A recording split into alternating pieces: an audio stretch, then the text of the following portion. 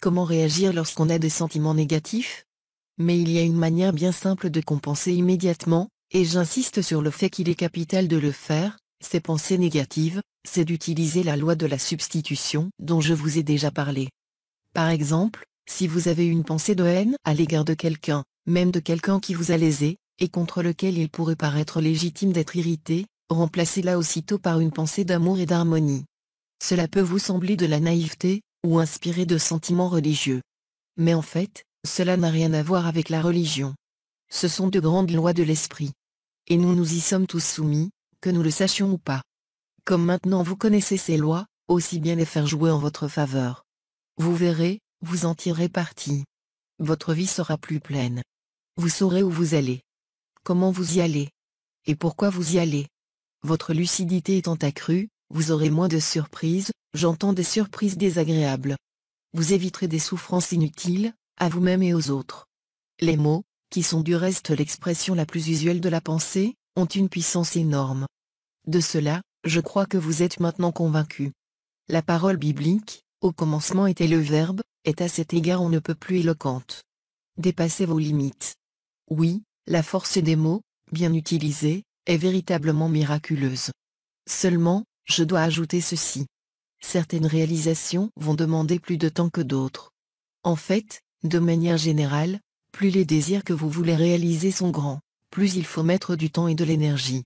Ainsi, si vous vous programmez pour devenir président de la République, chose qui, en soi, n'est pas impossible, cela ne se réalisera pas du jour au lendemain. Cependant, il faut ajouter que tous ceux qui le sont devenus se sont programmés en conséquence. De même, si vous souhaitez devenir millionnaire, pourquoi pas, il y en a d'ailleurs plusieurs qui le sont devenus avant vous et qui sont en train de le devenir au moment où vous lisez ces lignes. Même si votre formulation est correcte, cela risque de prendre un peu de temps. Peut-être pas autant que vous le croyez, cependant. Ceci dit, je ne voudrais pas qu'à cause de la précision que je viens d'apporter, vous vous sentiez obligé de vous limiter et que vous cessiez de rêver. Car n'oubliez pas que la plus grande limite qu'un homme puisse avoir, c'est sa limite mentale. La foi soulève les montagnes. L'enthousiasme vient à bout de toutes les difficultés.